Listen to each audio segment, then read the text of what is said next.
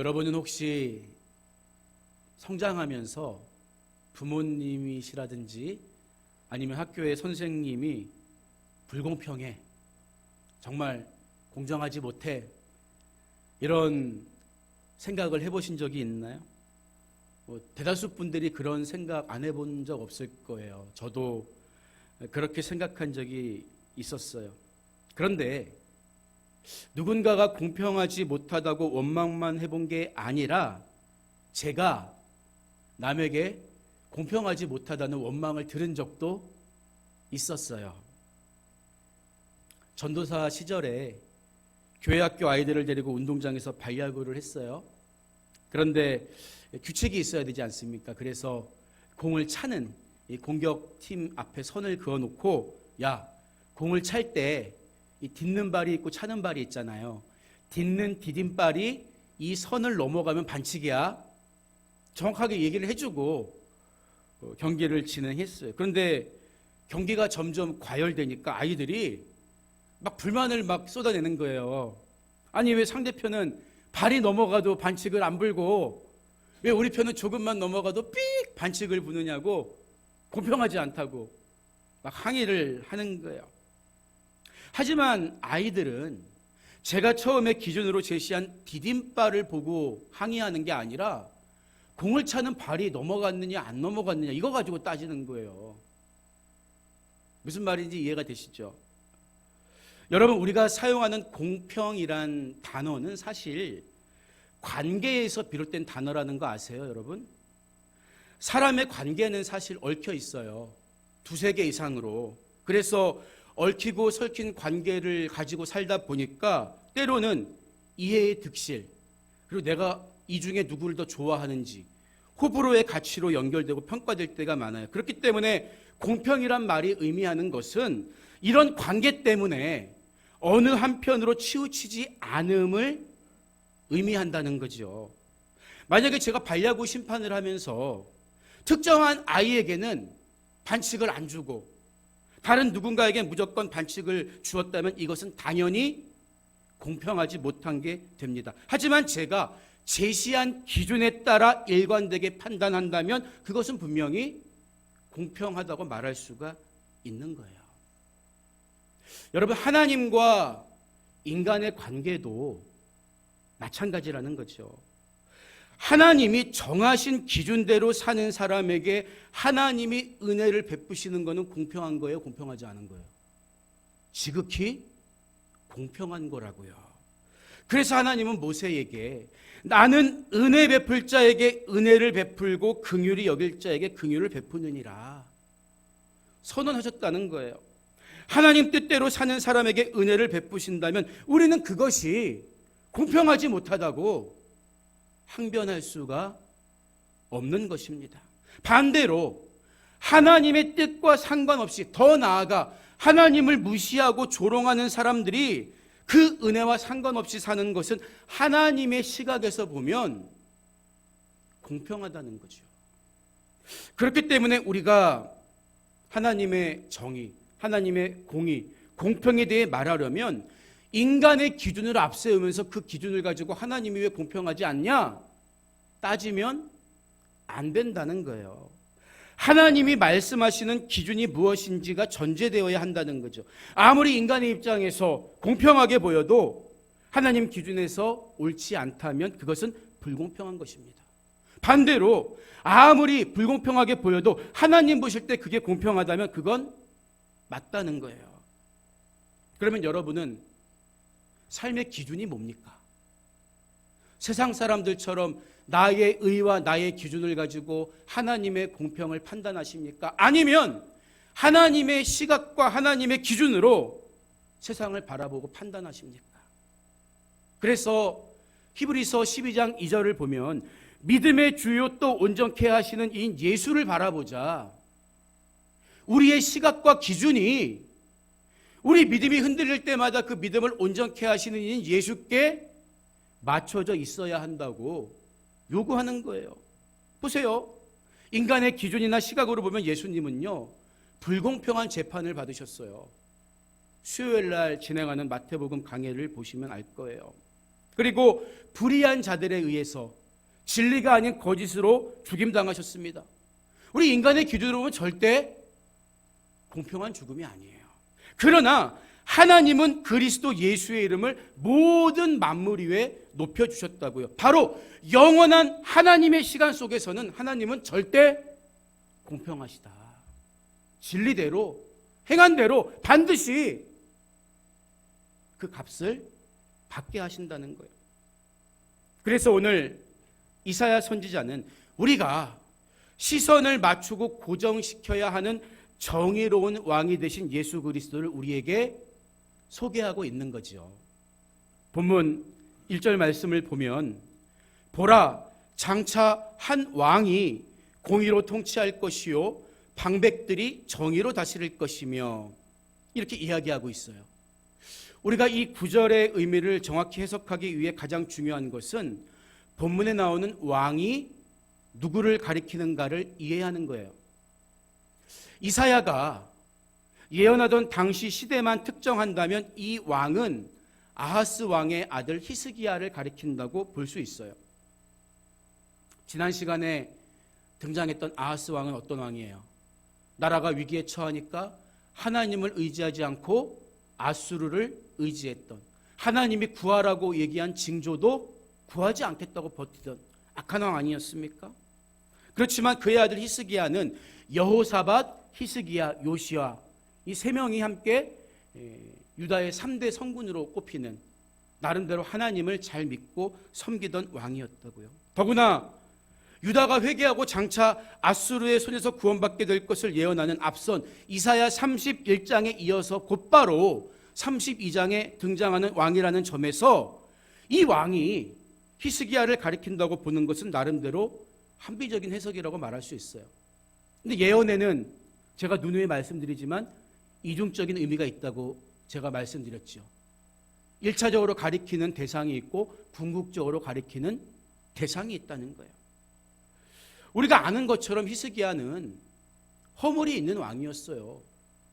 절대적으로 공의롭고 정의롭다고 이야기할 수가 없습니다. 통치 초기에는 히스기야도 외세를 의지하려고 했어요. 차이가 있다면 아버지 아하스가 아수르를 의지하려고 한 데 비해서 히스기야는 전통적 강대국인 애굽을 의지하려고 했던 거죠.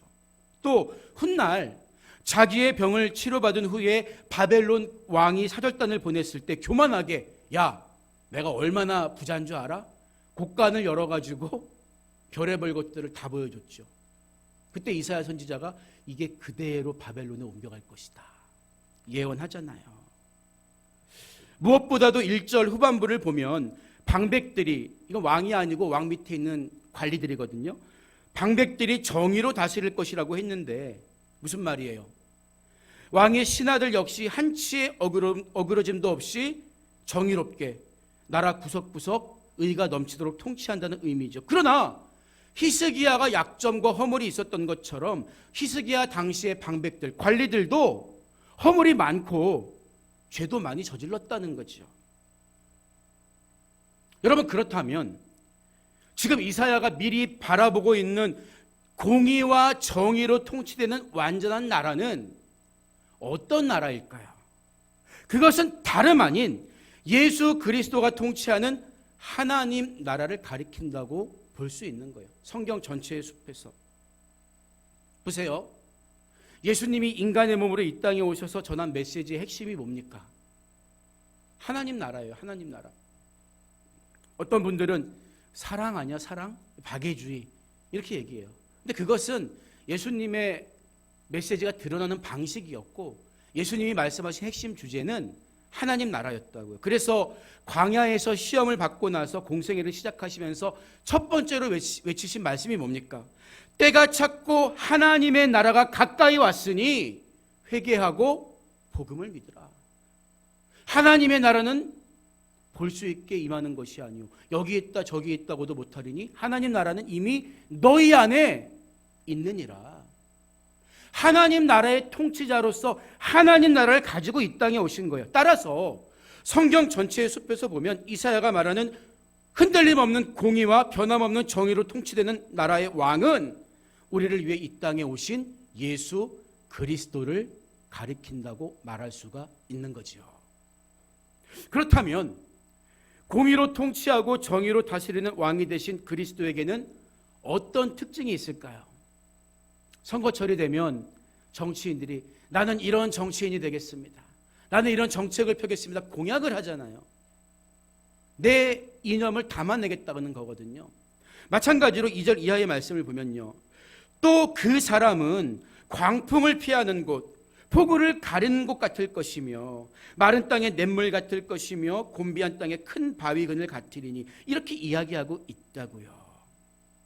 공의로 통치하게 될 그 사람, 한 왕에 대한 직접적인 묘사가 이어지는데 광풍을 피하는 곳인 동시에 폭우를 가리는 곳 같고 마른 땅의 냇물 같고 곤비한 땅의 바위 그늘 같다.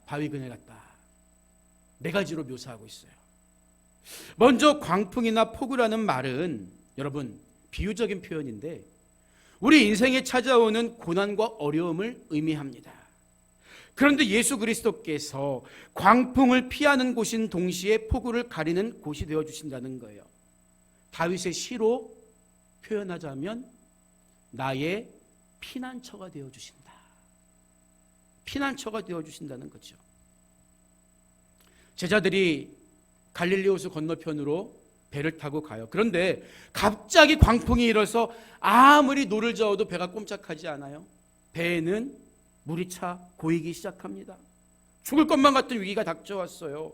이때 마가복음 4장 39절을 보니까 예수께서 깨어 바람을 꾸짖으시며 바다더러 이르시되 잠잠하라 고요하라 하시니 바람이 그치고 아주 잔잔하여지더라.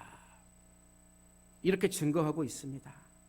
감당할 수 없는 인생의 광풍을 만났을 때, 폭풍우를 만났을 때 예수님을 의지하고 예수님께 피하면 예수님은 기꺼이 우리의 피난처가 되어 주신다는 거죠.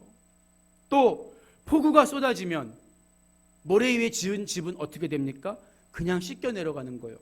그러나 반석 위에 지은 집은 그대로 튼튼히 남아있죠.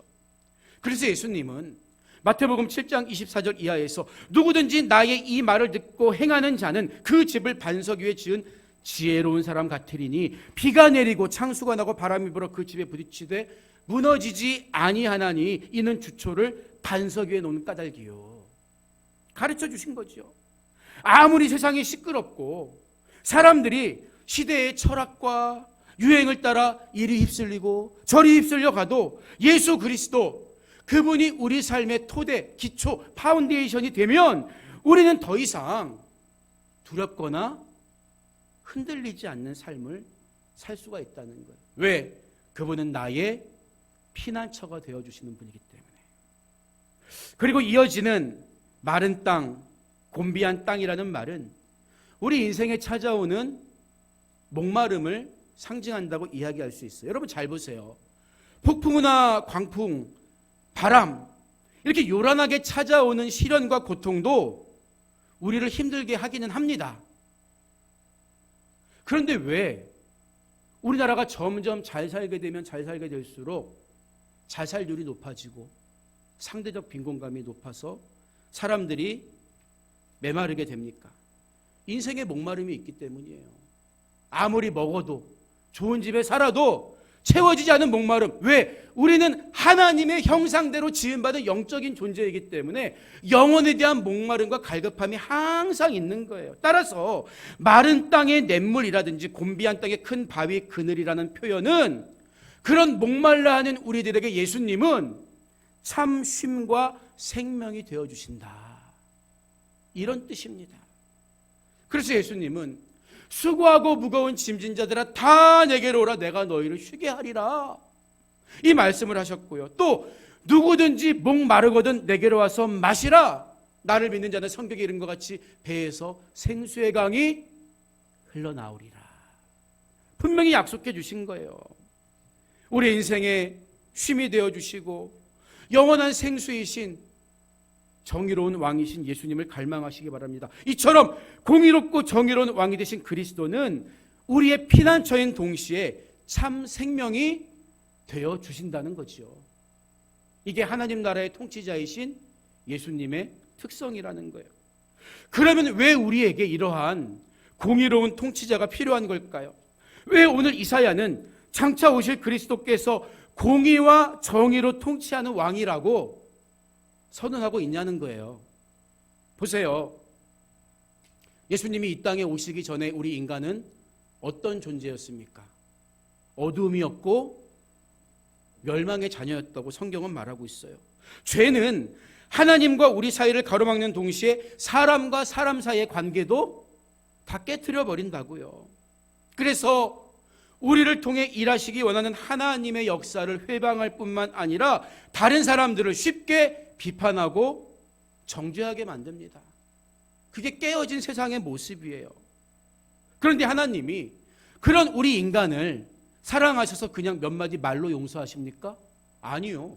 죄값은 사망이기 때문에 그 죄값을 예수의 목숨으로 정당하게 지불하셨다는 거예요. 그렇기 때문에 예수 그리스도는 우리를 구원하신 하나님의 의로움, 공의 그 자체가 된다는 거예요.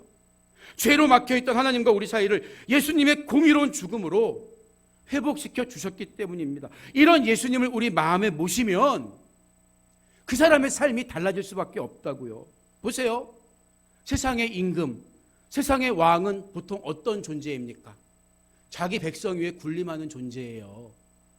마음껏 부리는 존재가 세상의 왕입니다. 하지만 공의롭고 정의로운 왕이 되신 그리스도는 나를 사랑하시고 나의 편이 되어주시는 분이에요. 그래서 이어지는 3절과 4절을 보면 영적으로 어두웠던 우리가 예수를 왕으로 모시고 어떻게 변화되는가에 관한 말씀이라고 볼 수가 있는 거죠.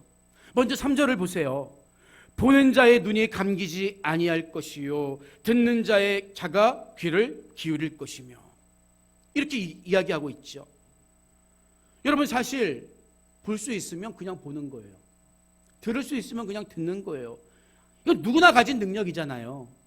그런데 본문에서는 이런 일반적인 것을 이야기하는 게 아니라 하나님이 하셨다, 하나님을 인정할 수 있는 눈, 하나님이 말씀하신다, 영적인 것을 듣고 깨달을 수 있는 능력을 의미한다고요. 그래서 하나님이 처음에 이사야를 부르시면서 뭐라고 말씀하십니까?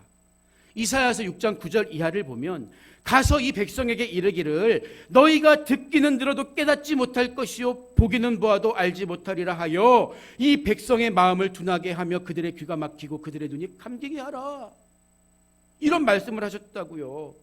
이게 무슨 의미일까요? 죄에 대한 징계를 받아야 할 백성들의 영적인 무지와 어두움을 지금은 그냥 내버려 두라는 말씀이에요. 왜? 그들은 임박한 하나님의 징계의 회초리를 맞아야 하기 때문에. 그러니까 보아도 알지 못하고 들어도 깨닫지 못하는 게 어떤 상태이죠? 영적인 눈과 귀가 막혀 있는 상태라는 거예요. 일반적으로 우리가 눈에 보이는 것을 못 본다는 의미가 아니라 그 시대를 통해서 하나님이 하시는 일을 보지 못하고 아무리 선포되는 하나님의 말씀을 들어도 깨닫지 못하는 영적 어두움의 상태를 가리키는 거죠. 그러나 정의로운 왕이 되신 그리스도가 내 안에 오시면, 나의 주인이 되시면 뭐가 달라진다는 거예요? 우리의 눈과 귀를 가리고 있던 모든 어두움의 권세가 다 씻겨져 나간다는 거죠. 그래서 예수님을 정말 마음에 영접한 사람은 똑같은 일을 보고도 하나님이 하셨습니다, 찬양할 수 있는 거예요. 똑같은 설교를 들어도 하나님의 음성을 듣고 가슴을 찢고 회개하면서 하나님의 영광을 위해 날마다 그리스도의 장성한 분량으로 나아갈 수 있는 거예요. 말씀이 나를 향한 진실한 사랑이라는 게 들려오기 때문입니다. 이어지는 4절을 보면 조급한 자의 마음이 지식을 깨닫고 어눌한 자의 혀가 민첩하여 말을 분명히 할 것이라, 이렇게 이야기하죠. 여기서 조급한 자로 번역된 니무하림이라는 단어는 원어가 매우 경솔한 사람을 가리켜요. 경솔해서 무슨 말을 해도 그냥 흘려버리는 사람, 진지하게 선포되는 여호와의 말씀을 한 귀로 흘려버리고 그게 무슨 의미를 갖는지 알려고 하지도 않는 사람, 이게 조급한 자예요. 이사야 선지자가 실제로 예언할 당시 유다 백성들의 상태가 다 니무하림, 경솔하고 조급해서 듣기는 들어도 무슨 말인지 몰랐다는 거예요. 예수님 당시에도 그렇게 하나님 말씀을 잘 알고 있다고 주장하는 바리새인, 서기관들, 대제사장들, 그들은 보기는 보아도 알지 못하고 듣기는 들어도 깨닫지 못했기 때문에 심지어 예수님을 십자가에 못 박아 죽이지 않았냐는 거죠. 여러분, 하나님의 비밀은 예수 그리스도를 왕으로 모신 사람, 영접한 사람만 알 수 있는 거예요. 한마디로 예수 그리스도 안에 하나님의 생명이 있다는 것이 비밀이에요. 그러나 우리에게는 더 이상 비밀이 아니에요. 그 주님이 내 안에 오셨기 때문에.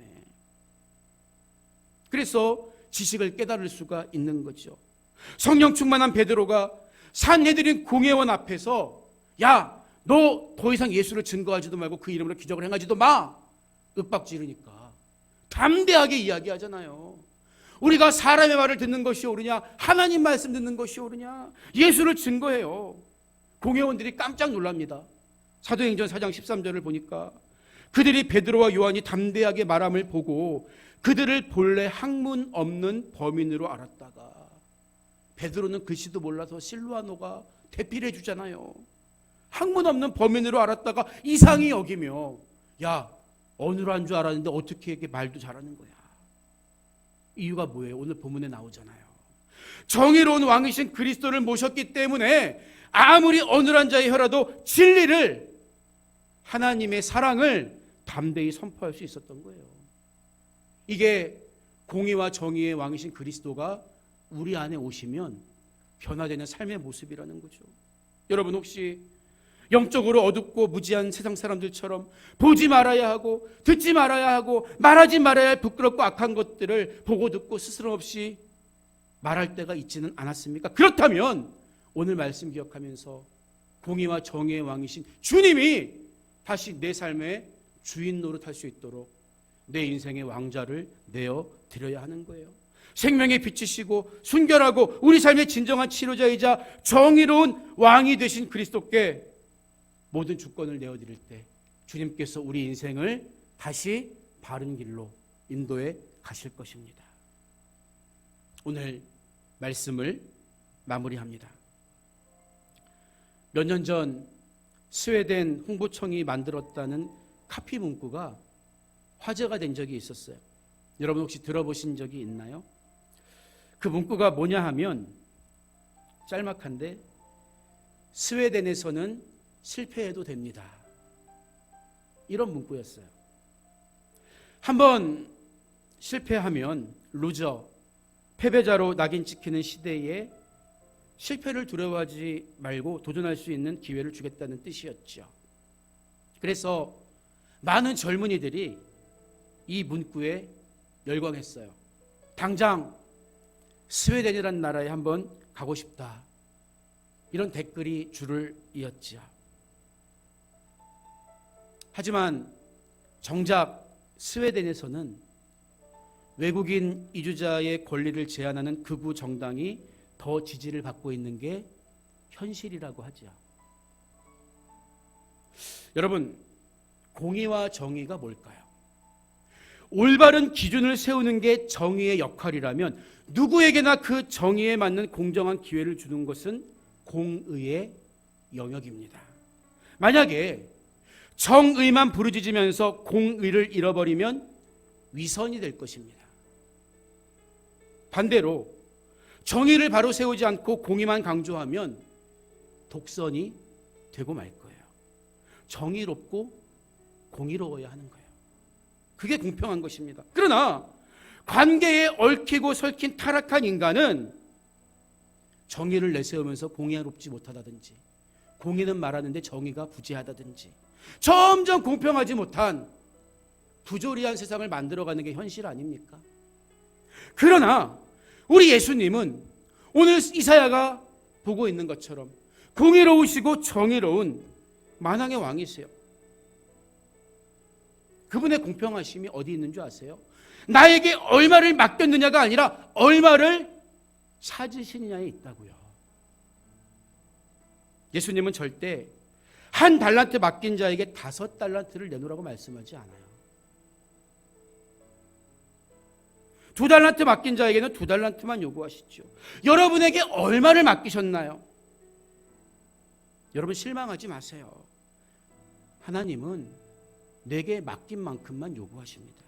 그리고 맡긴 것을 남겼다면 1달란트를 남겼든 2달란트를 남겼든 5달란트를 남겼든 차별하지 않고 모두 똑같이 기쁨의 잔치에 참여할 수 있게 해주십니다. 아침부터 일한 종이나 늦게 와서 1시간밖에 일하지 못한 종일지라도 똑같이 대우해 주시는 게, 하늘나라의 자녀 삼아 주시는 게 그분의 공평함의 기준이라고요.